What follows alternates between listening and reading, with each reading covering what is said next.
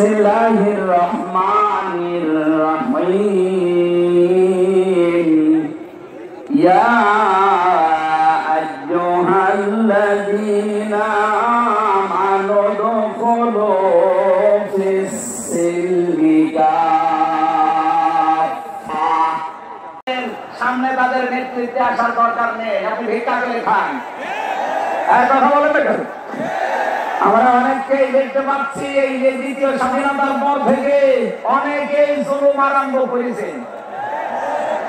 আপনারা থামবেন, আমরা সবাই মাসলুম এই দেশে, শুধু ওই 14 দল বাদ দিয়ে। সুতরাং আমরা এই মাসলুম গুলো যেন আবার জালেম হয়ে না যায়, তাহলে নেতৃত্ব দেওয়ার যোগ্যতা আমরা হারিয়ে ফেলবো। আল্লাহ যেন আমাদেরকে বাঁচান, বলেন আমিন। সূরা বাকারা আয়াত নাম্বার 208। আমরা একটা মাত্র আয়াত থেকে আজকে তাফসীর করার জন্য বসছি, আমার নির্ধারিত সময় পর্যন্ত যাব।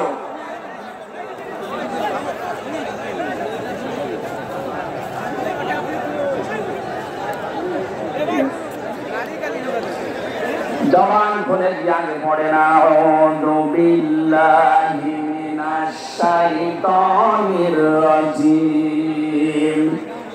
বিসমিল্লাহির রহমানির রহিম ইয়া আইয়ুহাল্লাযীনা আমানু দুখুলু ফিস-সিলমি কাফা। এ পর্যন্ত থাক। যেহেতু ডক্টর মিজানুর রহমান আজহারি আর 20-25 মিনিট পরে চলে আসবে, এই জন্য আমরা এই পর্যন্ত থাক। 3 ভাগের 1 ভাগ আমরা পড়লাম।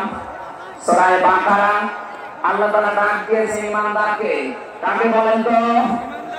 আমরা ঈমানদার না বেঈমান? ঈমান আনার আগে একটা কাজ করা লাগে। আল্লাহর ঘোষণা, ফামান ইয়াকফুর বিত-তাগুত ওয়া ইউমিন বিল্লাহ। কেউ যদি ঈমান আনতে চায়, তার প্রথম কাজ হবে সেটা ছেড়ে দেয়। এদিকে কি মানুষের চাপে, মানুষের চাপে এগুলো হচ্ছে নাকি? আপনারা একটু ধৈর্য ধরেন। আসলে এনাদের তো আর জায়গা নেই, আর কোথায় কবে জায়গা?